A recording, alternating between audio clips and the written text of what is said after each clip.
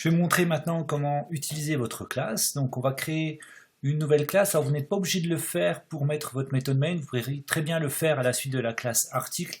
Moi je préfère créer une classe indépendante. Donc je crée une nouvelle classe que je vais appeler principale. Alors pourquoi principale? Parce que tout simplement, vous allez mettre à l'intérieur la méthode main, où tout démarre, c'est là où tout démarre votre code, et je peux directement l'implémenter comme ceci. Donc je fais tout simplement finish, et vous obtenez votre méthode main. Alors il n'est pas forcément nécessaire de documenter ici la classe, puisque de toute façon elle nous sert juste à appeler notre classe. On pourrait presque dire que nous faisons des tests unitaires. Pour cela, je vais commencer à créer un premier objet. Donc je déclare ici une référence. Et ensuite, je déclare mon premier article. Dedans, alors, je vais consulter les constructeurs. Donc, j'ai deux types de constructeurs. Le premier prend un code barre, une désignation, une quantité et un prix unitaire. Le deuxième prend un code barre, une désignation et un prix unitaire. Donc, ce que je vais faire, c'est j'utilise le premier, où je spécie l'ensemble. Donc, par exemple, 1 555 235. On a une lampe. La quantité 65 et au final le prix unitaire, donc on va dire 58,25 €. Voilà, donc là j'ai créé un premier article. Alors pareil, je marque un petit commentaire. Vous remarquez que par contre là ces commentaires là c'est // tout simplement c'est un commentaire de code, seul le développeur peut le voir. Donc là, je peux m'amuser à appeler les méthodes. Donc ce que je vais faire, c'est que je vais afficher tout simplement son prix TTC. Alors, pour cela, j'utilise une variable intermédiaire. Je vais appeler prix. Je vais faire que je cherche le prix TTC. Alors, vous voyez, il me le propose ici. Le prix TTC de mon article. Et je dois spécifier une TVA. Donc là, par exemple, je vais mettre 20%. Et là, tout simplement, je vais afficher le prix de mon article. Si je fais ceci, je démarre mon code. Vous avez la fenêtre, alors là il me demande de sauvegarder, ce que je fais OK, et là vous trouvez ici le prix de mon article TTC. Alors je peux enrichir mon affichage, par exemple ici, le plus veut dire que je concatène et je mets le symbole euro derrière, donc si je relance mon code, j'obtiens effectivement ici 69,90 €. Alors je pourrais arrondir mes résultats. Je vais créer un deuxième article en utilisant le deuxième constructeur. Alors là, je vais tout faire en un. Je vais faire article B et puis directement égale new article. Alors là, j'ai un code barre, donc 101 555 236 par exemple. Je vais dire que c'est une chemise. Je vais lui dire que j'en ai en stock. Ah ben, en stock, j'en ai pas parce que de toute façon, pour le moment, je les ai pas reçus. Donc c'est le deuxième constructeur. Je vais dire que je vais vendre 53,21 €. D'accord. De même, je peux ici typiquement afficher le prix TTC. Alors là, je vais afficher directement le prix tel que. Donc là, je vais faire tout simplement b.prix TTC et à l'intérieur, je vais mettre que c'est 20% également. Et là, je peux ajouter directement mon petit commentaire avec mes euros. Voilà, pareil. Si je démarre mon code, toujours en sauvegardant, j'obtiens bien ici mes deux prix TTC. On remarque que l'affichage est plutôt pauvre. Donc ce que j'aimerais bien, c'est de dire ma lampe coûte 70 € et ma chemise coûte 63 € TTC. Donc pour cela, je dois avoir accès à la désignation. Donc ce que je pourrais très bien faire, c'est me dire système.out.println de b.désignation, d'accord, plus coûte, plus, et puis là je mets par exemple p.prix TTC de 20% et je rajoute encore mon petit euro. Voilà. Par contre, là, je me retrouve avec une erreur sur désignation. Pourquoi? Parce que il va me dire tout simplement que l'article, enfin que la propriété, que l'attribut désignation n'est pas visible. Effectivement, vous n'y avez pas accès. Donc qu'est-ce qu'on peut faire? Il me propose même deux solutions que je pourrais très bien choisir. C'est tout simplement dire, en fait, désignation, maintenant je dis qu'elle est publique, ou alors je crée ce qu'on appelle un getter, vous savez, le fameux get désignation qui me permet d'avoir. C'est ce que j'ai décidé de faire. Donc pour ce faire, je vais tout simplement ajouter dans ma classe la méthode getDésignation, c'est une méthode qui me renvoie la désignation, donc string, elle est publique bien évidemment, et je l'appelle getDésignation. Alors la nomenclature de nommage des get et des set est toujours la même, c'est get et l'attribut avec une majuscule. Et là, tout simplement, je fais un return de désignation. Pareil, je rajoute un commentaire, et là je mets juste return la désignation de l'article. Donc là du coup, je vais renommer dans la classe principale, je ne vais pas l'appeler désignation, je vais faire tout simplement get désignation, et voilà. Là j'ai oublié un petit L, voilà, et à partir de là, je peux démarrer, en corrigeant toutes les fautes, parce que c'est system.out.println, bien évidemment, et là j'obtiens quelque chose d'un petit peu différent, ici, et là voilà, chemise coûte 63,852 €.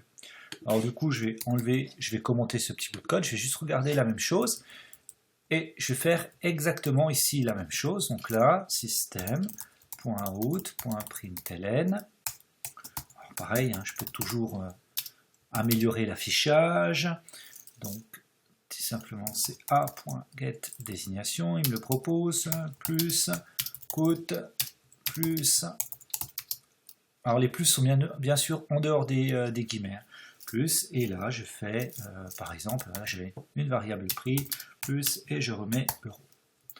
Pareil, si je relance mon code, j'obtiens bien, ici, l'article lampe coûte 69 €. Alors, vous voyez que j'ai pas mis d'espace là parce que j'ai oublié tout simplement de le mettre ici. Voilà, voilà. Voilà, donc l'article lampe coûte 70 € et la chemise coûte 63,852 €. Voilà. Ce qui pourrait être aussi intéressant, c'est typiquement d'ajouter aussi le code barre. Pour cela, il faudrait refaire un petit peu le même principe. Ce que je vous propose, c'est que vous mettiez la vidéo en pause, que vous fassiez le code par vous-même, et puis vous regardiez la correction après. Voilà, je suppose que vous avez corrigé maintenant. Ce que je vais vous le montrer. Donc là, ce que j'aimerais, c'est dire,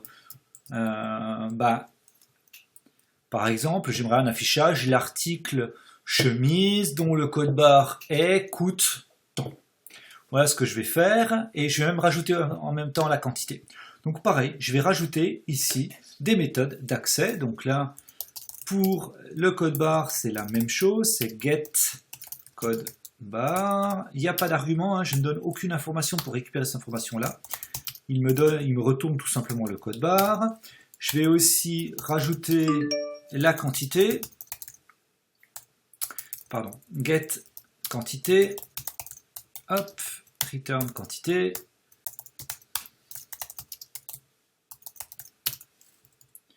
Voilà, et je rajoute bien évidemment mes commentaires.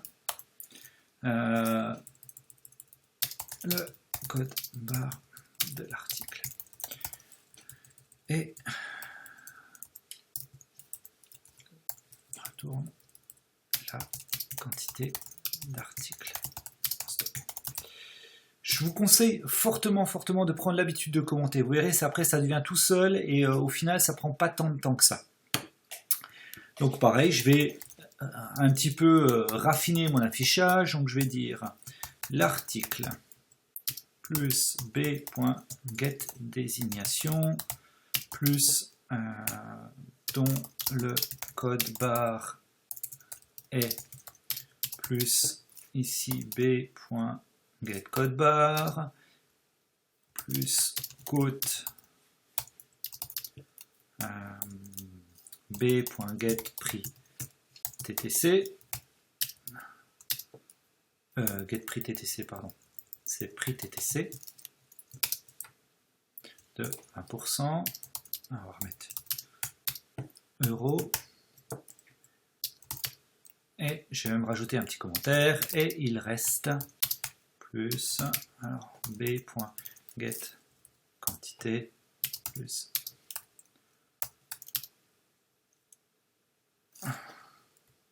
Voilà, ça commence à être long. Donc ce que je vais faire, c'est que je vais passer directement à la ligne. Comme ça, vous pourrez tout voir la ligne.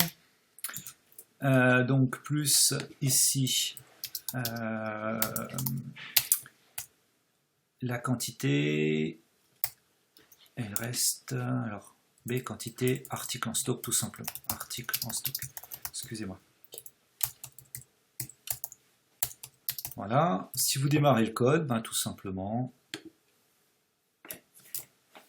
vous obtenez ici l'article chemise dont le code barre coûte 63,852 € et il reste 0 article en stock. On peut tout simplement aussi récupérer ce code-là et le mettre ici. Donc là, pareil, je vais recommencer ce petit bout de ligne parce qu'il n'y a plus d'utilité. Hop, même chose ici. Et là, je vais mettre plutôt que B, c'est A,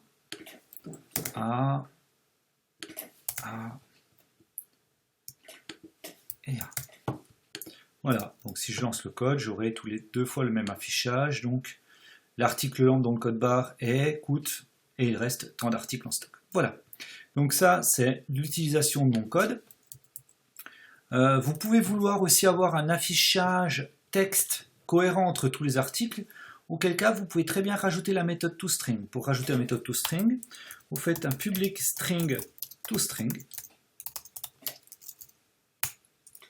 tout simplement. Alors la recette de cuisine, hein, je vous redis tout à l'heure, hein, comme tout à l'heure, le fait que vous retourniez quelque chose autre chose que void, ben, ce que vous faites, c'est vous déclarez une variable de même type, donc par exemple A pour affichage, vous faites un return A, et après vous pouvez très bien jouer avec ceci. Donc vous allez faire ici, donc A, c'est égal à, on prend le même type d'affichage, l'article plus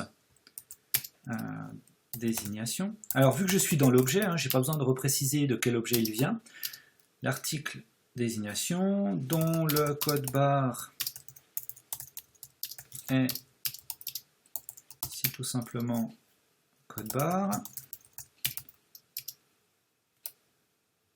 coûte. Alors là je peux appeler directement la méthode, hein, prix TTC 20%. Alors là par contre vous n'avez plus le choix de faire varier la TVA. Hein. Là, je la fixe à 20% dans cet affichage-là. Euro, et il reste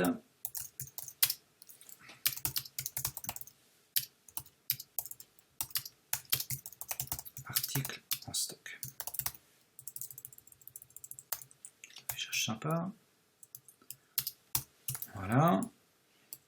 Donc là, j'ai un affichage, la méthode toString. Alors, la méthode toString est clairement utilisée pour débugger vos codes. C'est pour ça qu'il ne me propose pas vraiment de commentaires supplémentaires.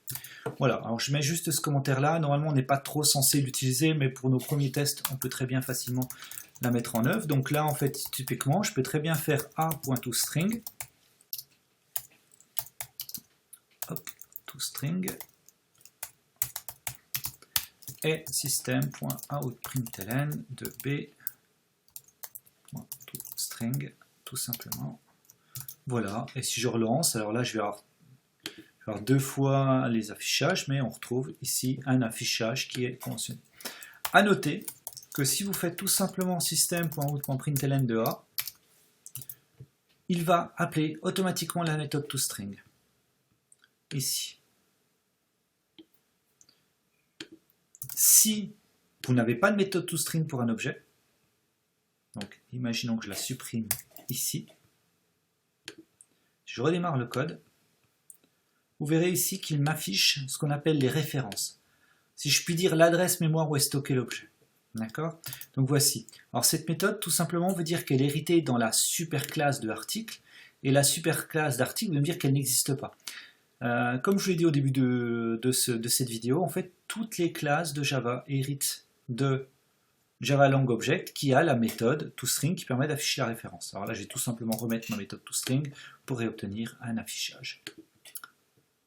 Voilà, et ben, je vous souhaite un beau codage et puis à bientôt.